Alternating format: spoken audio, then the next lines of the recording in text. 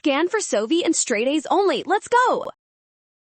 Statistics problems often look intimidating, but we can solve this standard error question in under 60 seconds by breaking down the data into simple, manageable steps. First, identify the sample sizes and standard deviations for both comedy and drama groups from the provided table to prepare for our calculation. You got this. Let us go now. The standard error for the difference of two independent means is the square root of the sum of the individual variances, each divided by its respective sample size. Watch this.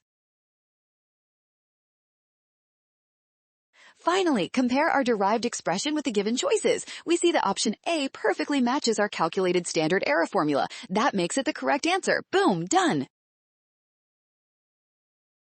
Nailed it! Scan now. Avoid the trap of subtracting variances. Always sum the variances before taking the square root to find the correct standard error value.